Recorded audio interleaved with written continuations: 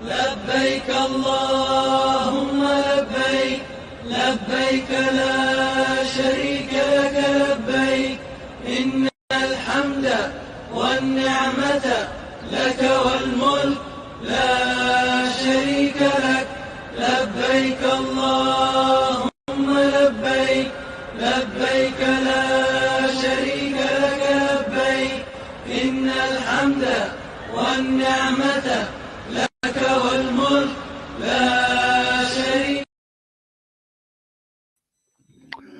Labbaik Allahumma labbaik, and this is the time of the day where we bring you Hajj Diaries 2023 in the build up to this great pillar of Islam, this noble pillar of Islam, where we know many have already left the shores of our country and from other parts around the world, Alhamdulillah, making their way to this wonderful journey, this journey of a lifetime. And until now, we have been talking to a number of people, Alhamdulillah, in the build up to Hajj, the peace and the beauty of the city of Medina, Alhamdulillah, they have left and they've now come to Makkatul Mukarramah, the Kaaba, the Tawaafs, the performing the Umrah, Alhamdulillah, where they will settle and then move on as we build up to the 5 days of Hajj and that great day, that day of Arafah, inshallah. And this is the reason why we are talking this morning once again as part of Salam Media's Hajj Diaries 2023, focusing on the spirituality of Hajj. And Alhamdulillah,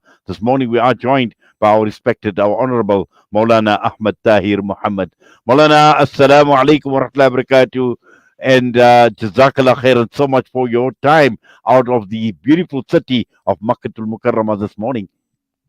Wa alaikum salam wa rahmatullahi ta'ala wa barakatuh. And to all the viewers out there of Salam Media, Allah subhanahu wa ta'ala bless you from the great and holy city, Makkah Mukarramah. Alhamdulillah. We are honored to be here and we are fortunate that Allah subhanahu wa ta'ala has chosen us out of the billions of Muslims to be here in the city. So we are here as your representative, inshallah.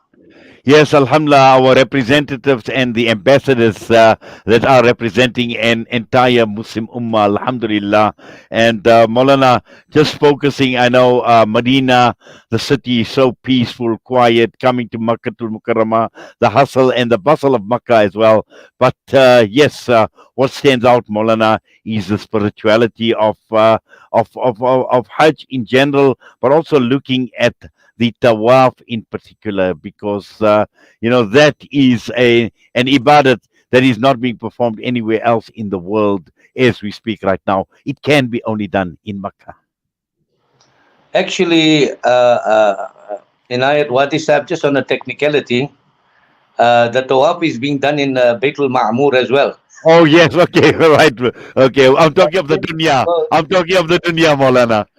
Yes, you said in the dunya, so correctly put, yes. But yeah, so Alhamdulillah. I know I was just like, just being a little bit tricky there. But yes, of course, nowhere in the world is there Tawaf that's taking place besides at the Ka'batullah at this very moment. And Allah subhanahu wa ta'ala azza wa jal sends down 120 mercies, rahmas, 120 upon the Ka'batullah, right? Upon those who are making tawaf around the Kaaba, upon those who are making salah at the Ka'batullah, and upon those who are just watching and gazing and admiring the beautiful scenery of this and the setting of the Ka'batullah. So from that 120 mercies, 60 of those mercies Allah subhanahu wa ta'ala azza wa jal has reserved specifically for those who are making tawaf around the Ka'batullah. And then 40 of that special mercies are then reserved for those who are making salah at the Ka'batullah. And 20 are for those who are just gazing at the Kaaba. And so the tawaf is the primary, I would say, objective of the Ka'batullah, the tawaf, and therefore that 60 mercies, that kind of mercy. Look, Allah subhanahu wa ta'ala's mercy is everywhere. Allah subhanahu wa ta'ala means the Quran, A'udhu billahi minash shaitan rajim, La taqnatu min rahmatillah. Do not despair of the mercy of Allah subhanahu wa ta'ala azza wa jal. Inna Allah yaghfiru dhunuba jami'a. For Allah subhanahu wa ta'ala forgives all sins. Innahu huwal ghafur rahim. For He is most ghafur, He is most forgiving. And His rahim, He is most compassionate. So, but this mercies, you see, Allah's mercy is everywhere from this ayah. But this mercy that is coming for those of the who are making tawaf around the Kaaba, right? That mercy is a special kind of mercy, a mercy that is nowhere else in the dunya. Rightfully, like Mr. Wadi have said, that there is nowhere else where the tawaf is taking place on this dunya. But having said that, also we take into consideration that in line with the Ka'batullah, we have 70,000 angels making the tawaf around the Kaaba, and they will, when they've done with the 7 shouts, and then another 70,000 will take their place. And like that, the first 70,000 that have made that tawaf will never get a chance to ever come again and make that tawaf, because it is a rotation of actually not a rotation, it is a set hosts of angels that are coming 70,000 at a time, never to repeat or get that opportunity to make the tawaf around the Ka'batullah. So Allah, this alone tells us that Allah subhanahu wa ta'ala azza wa jal loves that the Ka'batullah must be circumambulated, it must be circuited, and it must be acknowledged, and we need to acknowledge it as the Baytullah, the house of Allah subhanahu wa ta'ala, that He even got the angels at Baytul Ma'mur to make the tawaf around the Ka'batullah. So for those of you who may not have the opportunity to come for Hajj, you can come for your Umrah sometime and become of the Mu'tamirin and get the fuyud and barakat, inshallah. We just come from Madinatul Munawwara, and we had an interview with Radio 786, and there it was with regards to Nabi Karim sallallahu alayhi wasallam and the Baytul, the Masjid al-Nabawi, the Bayt of Nabi Karim sallallahu alayhi wasallam. Then they also, it was a very emotional moment because we had to leave Madinatul Munawwara. But when we come to Makkah Mukarramah, you feel the majestic energy, the qudrat of Allah subhanahu wa ta'ala, the awe. We are in awe of everything that surrounds you, especially the new Hujjaj that comes. They cannot digest everything, and I think that it is something that we need to consider as people that come regularly, to look at them and see how they are digesting everything. So it is a brilliant opportunity for those for people that have come the first time. They haven't been here for Umrah. They have never been. Some people haven't sat on a plane. With us is a man. He's been waiting for 40 years to come for Hajj, and 6 years before, 6 years before he got accredited, his wife passes away, and then he receives his accreditation with his wife's accreditation. And I tell you, the man speaks to me, and you can see that he is basically broken, feeling that his wife is now missing out. She should have been with him. 6 years before, she had passed away, and both of them received the accreditation now to come for the Hajj, but only he can do it. So there are many people with different, and then we had somebody, amongst the South Africans, one brother who passed away also. Allah subhanahu wa ta'ala called him, his wife is here, and he's passed away. He was only in his 50s. And so Allah subhanahu wa ta'ala puts us through various different tests. But our focus need to be, وَأَنَّ إِلَى رَبِّكَ الْمُنْتَهَى. Unto your Lord is your goal. We need to connect to Allah subhanahu wa ta'ala azza wa jal, make tawakkul in Allah, and leave everything in His hands, and everything will fall into place, inshallah. Inshallah, Moulana. Moulana, just the atmosphere at this point in time in Makkah, and we know on a daily basis, especially at this time now, where people will be converging onto Makkah to Mukarramah from one salah to the next salah, one will actually see the difference as the crowds actually start coming in. What's the atmosphere like at this point in time? You can literally feel that Makkah people are pouring in. You know, they are coming in the droves. We're having a big contingent from World of Travel coming in, and TTW, that is Travel and Travel and Tour World. Those are the two that I am actually representing. So we got a couple of buses coming in. We are about 1,000 Hujjaj or plus this year, and when we initially came, we are from the 6-week group. So when we initially came, our first 7 days, obviously, we spent in Medina Munawwara. We then came here, and it was quite easy, to make the Tawaaf. Last night, we made the Tawaaf around the Ka'batullah, and we could feel that congestion. The big crowds of the Malaysians and the Turks have come in, and we tried to keep our group together. And it was a real mission to keep our group together. So what we did was, we said that we have a line of men folk that will be standing in front, right? Will lead the group. Behind them, immediately behind them will be their wives. Behind those women folk will be the other women folk. And the last row of ladies, their husbands will be behind them, and I would be behind the men folk. And with that, we have an earpiece, and in the front there we have the person with a small little speaker. So it went very beautifully last night, but I could see already that, even in spite of all that, we were pushed around. We had this massive crowd that have come.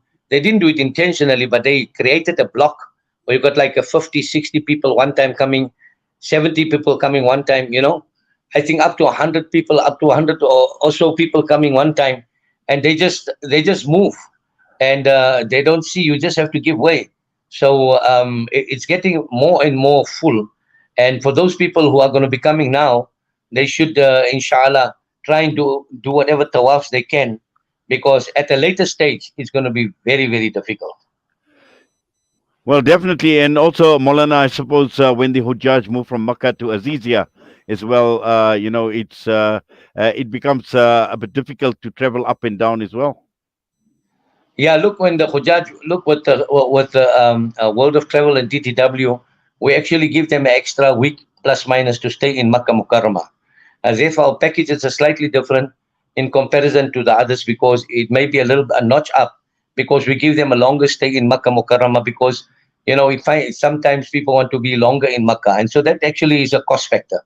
So therefore, people are saying, "Oh, we paid this or we paid that." You go to weigh apples with apples. You see. So so this is the thing. People will go to Azizia a couple of days before we go, so we'll stay longer in the hotels, and we'll have the benefit of being in Makkah Mukarram for a longer period of time. And then those people who will be going to Azizia. I believe that some of the organizations, the agents, will be organizing the shuttles within Azizia to move around, but they have to use their own transport to come to Makkah Mukarramah. I remember in the day when, say about 10 years ago, I'm coming now to Makkah Mukarramah for Hajj after 10 years. I've been here consistently year after year with Khidmat al-Awam. They started off with 200 people, I ended off with 970 people eventually. So year after year, I've been coming for Hajj, but then there was a lull of 10 years, but in between I've been coming for the Umrahs. But in that time when we were here for the Hajj, there were shuttles, given free of charge for us to travel from Azizia to Makkah Mukarramah.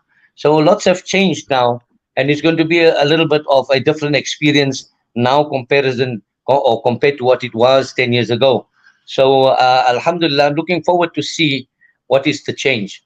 But I can tell you one thing, for the Hujjaj there that are still to come, or those who are going to inshallah come next year, is something very important now to say. In the day, they used to travel from Makkah Mukarramah to Mina.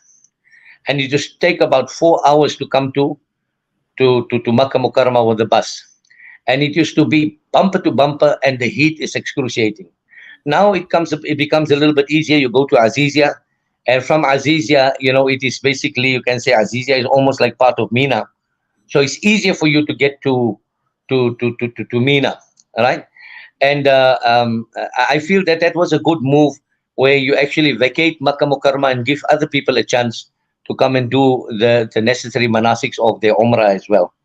But Azizia is, I think, something. It's a blessed thing to do, where people have come, and I see that there's like now nice hotels in Azizia as well. The facilities have changed, and so Alhamdulillah, for those people who are going to come, they shouldn't be concerned at all, inshallah.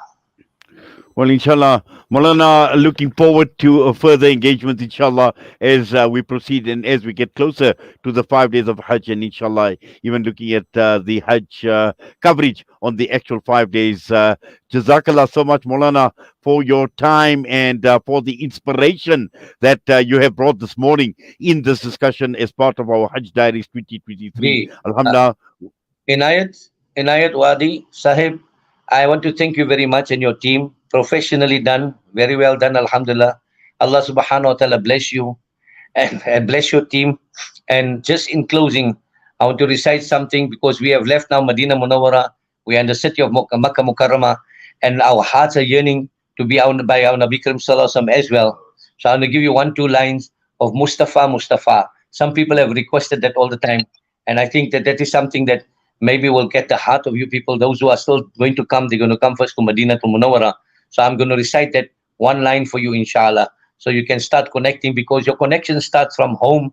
And when you go to Medina to Munawwara, you connect your heart to Nabi Karim Sallallahu Alaihi Wasallam, and that connection must stay until you come to Makkah Mukarramah and continue, inshallah, at the end, till the end of your journey, inshallah. So I'm going to recite Mustafa, Mustafa, 1-2 lines, and then inshallah, I will bid you Allah Hafiz, inshallah. Inshallah. Salawat Nabi Sallallahu Alaihi Wasallam. Allahumma salli ala Sayyidina Muhammad wa ala ali Sayyidina Muhammad wa ashabi wa barik wa sallim.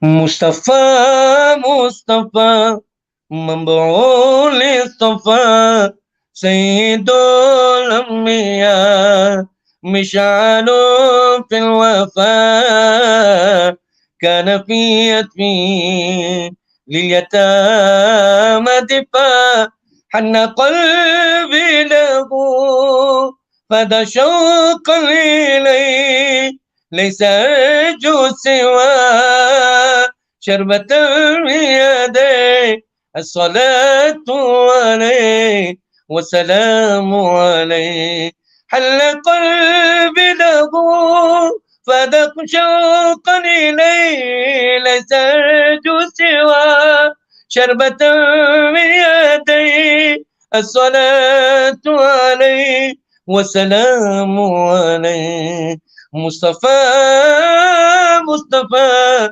منبع الاصطفى سيد الأنبياء مشعل في الوفاء كان في يتمي لليتامى دفاع.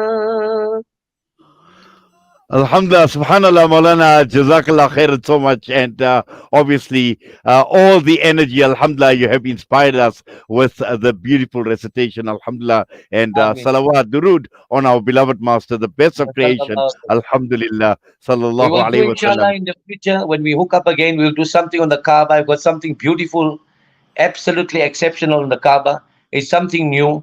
This I had in my head because I didn't have to look at it.